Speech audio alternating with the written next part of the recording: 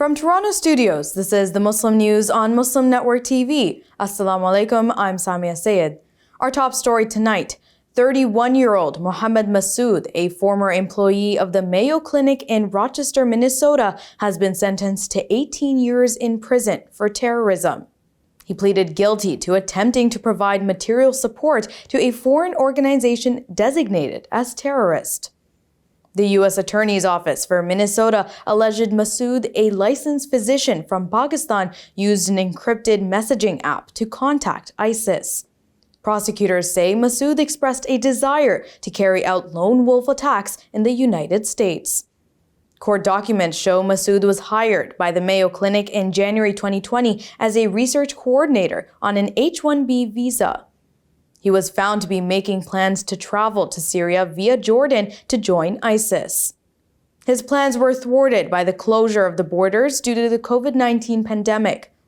He then attempted to travel to Los Angeles to meet someone who could arrange his transportation on a cargo ship to the area controlled by ISIS. He was apprehended on March 19, 2020. Masood's conviction followed an investigation by the FBI Joint Terrorism Task Force. A Maryland district judge has denied parents' petition against a new education policy that removed parents' right to opt their children out of LGBTQ+ related classes. Parents of diverse religious backgrounds in Maryland filed a lawsuit against the Montgomery County Board of Education's policy change. The parents, represented by the Beckett Law Firm, intended to appeal the decision. The new policy took effect last Friday. It will no longer provide parents with information about materials discussing homosexuality, transgenderism, and gender ideology.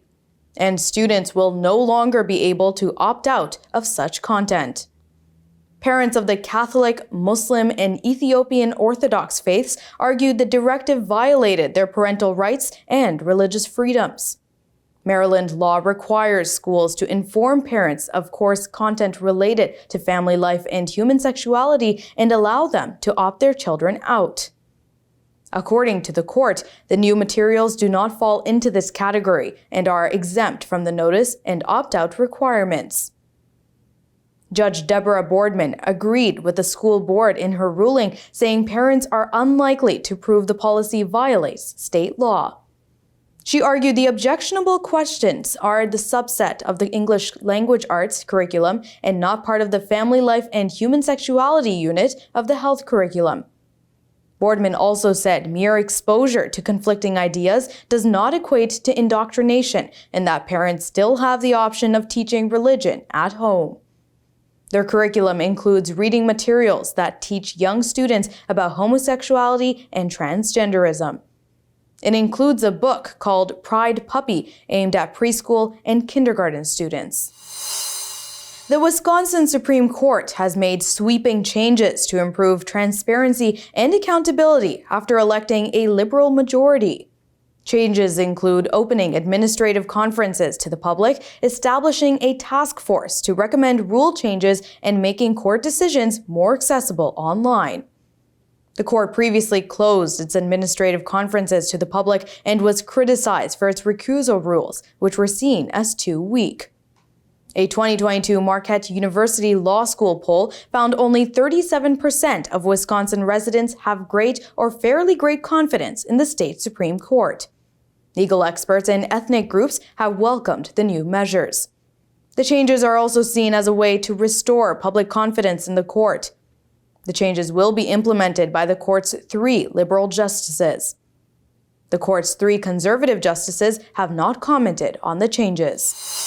Thousands of people gathered on the National Mall in the nation's capital Saturday to mark the 60th anniversary of the Martin Luther King Jr.'s March on Washington.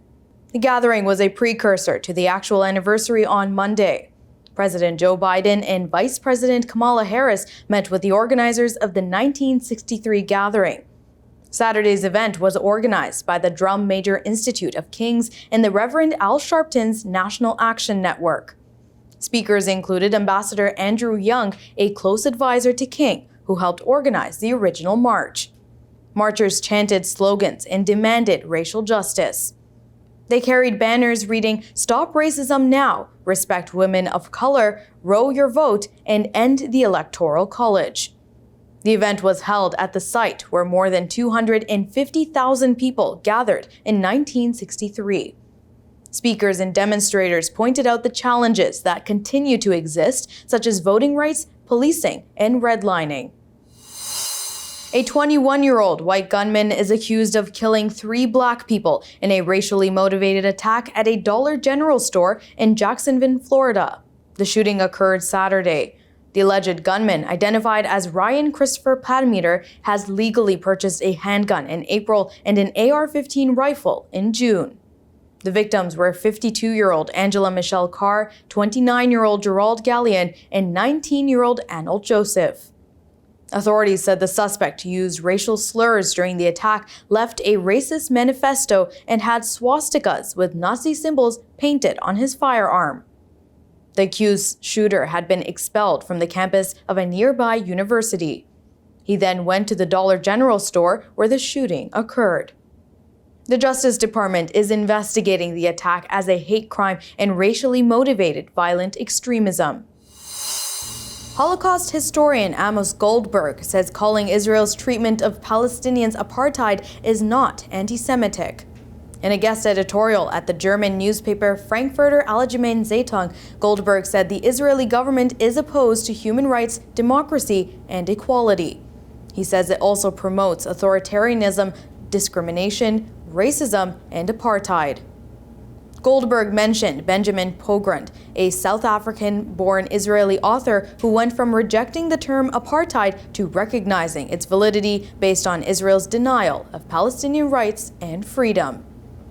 The historian also quoted Barak Medina, a law professor who argues certain statements made by Israeli officials serve to justify an apartheid regime.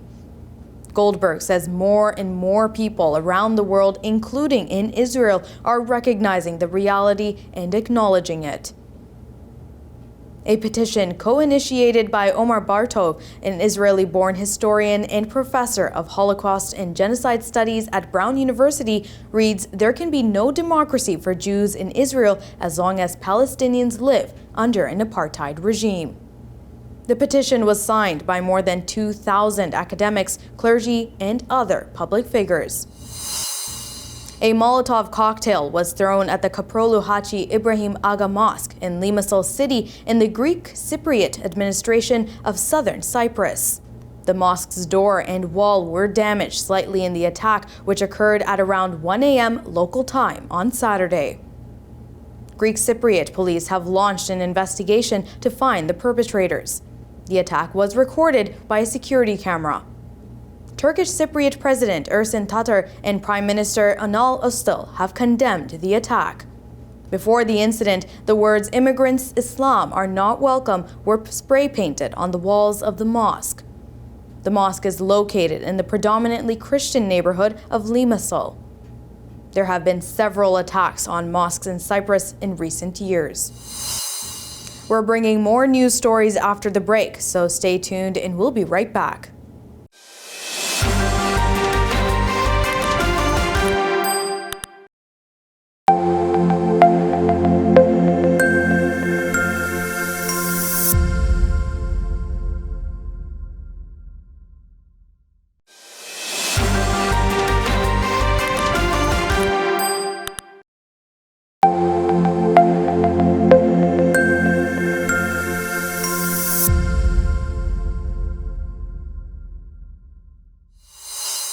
Welcome back. Muslims in Netherlands on Saturday protested attacks on the Quran. The protest was organized by the Islamic organizations in The Hague. Demonstrators carried copies of the Quran and gathered at Malieveld Square, an area in the city center of The Hague. They called on the Dutch government to draft a bill emphasizing the protection of religious peace. The protest was in response to a series of Islamophobic incidents in Denmark, Sweden, and the Netherlands. Sardar Isik, a psychologist, criticized Hague Mayor Jan van Zennen for allowing attacks on the Quran. In Denmark, far-right politician Rasmus Paludan had burned the Quran in several cities. In Sweden, Salwan Momika set the Quran on fire near the Stockholm Mosque and trampled its copy and the Iraqi flag outside the Iraqi embassy.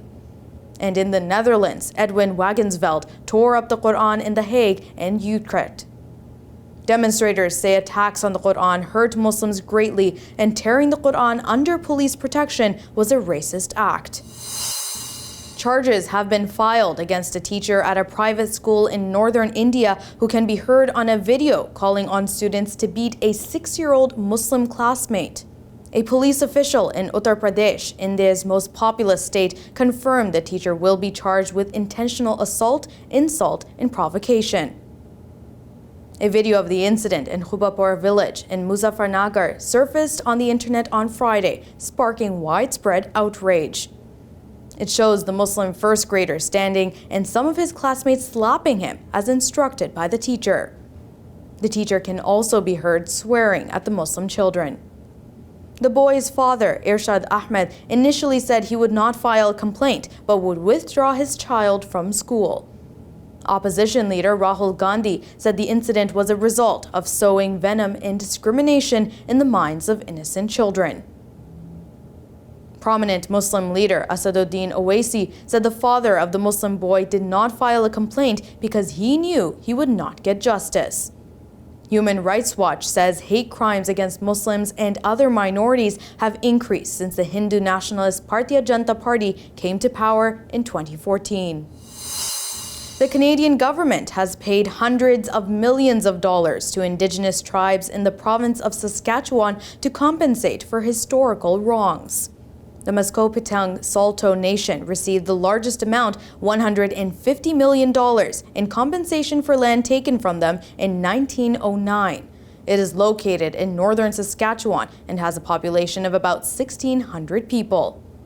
The Aboriginal land was seized in violation of the 1874 treaty between the government and the nation. The Kiniston Saulteaux Nation in northern Saskatchewan, with a population of about 1,200 people, was awarded $56 million. Another 14 First Nations received a total of $37 million. Minister of Crown Indigenous Relations Gary Andasagri says addressing past injustices against First Nations is a top priority for the government. Raging floods in northeastern Pakistan have prompted the evacuation of more than 100,000 residents from the settlements along the Sutlej River. The river, which flows from northern India and Pakistan, is seeing increased flows as India has released more water downstream after heavy rains. This has caused concern as 2 major Indian dams on the river have reached their capacity. Officials say additional rains could lead to further water releases and threaten at least 7 districts in Pakistan's Punjab province. Interim Punjab Chief Minister Mohsin Naqvi described these floods as the worst in 35 years. Evacuation operations have been underway since July 9th in several districts. Army troops and rescue workers are using boats to evacuate people and livestock from affected areas. Since July 9th, 17 deaths and 36 injuries have been reported due to the floods. A long-standing agreement between Pakistan and India to share 6 rivers under the Indus Water Treaty complicates the matter. The treaty was brokered by the World Bank in 1960. Under the deal, the water of the eastern rivers is allocated to India, while the 3 western rivers go to Pakistan. A 16-year-old British Muslim girl successfully campaigned for Muslim girls to be allowed to wear a hijab during physical education classes at her school. Kulsum, who has played soccer for more than 4 years, challenged existing rules prohibiting her and other Muslim girls from wearing the hijab during sports. Kulsum's efforts were successful at Marsden Heights Community College in Lancashire, England. She had the support of Soccer Beyond Borders, an organization focused on education and social inclusion. Her classmates also worked with school administrators to explain the importance of wearing the hijab. In the past, the ban on wearing hijabs during sports was justified by safety concerns and the risk of choking. Yet international soccer player Nuhaila Benzina made history by becoming the first player to wear a hijab during the World Cup match. Kulsum was inspired by Benzina's courage and determination and said she encouraged her to continue her campaign.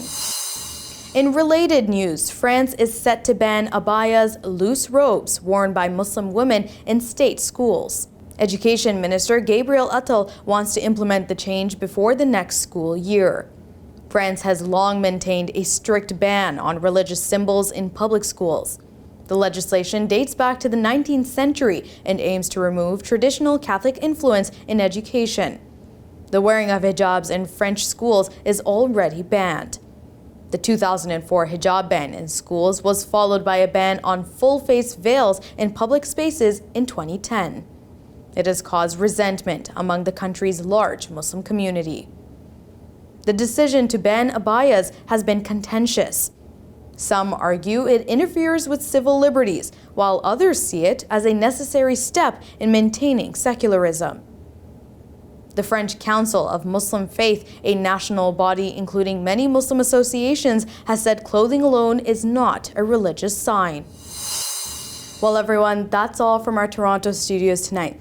Thank you to all our viewers who tuned in with me every Monday and Friday. But sadly, this is my last time signing off for Muslim News. Thank you for all your support and well wishes. And as always, you can subscribe to our YouTube channel and hit the bell icon for the latest updates, or visit muslimnetwork.tv. But for the last and final time, this was Saamiyah Syed signing off on Muslim News. Assalamu alaikum and good night.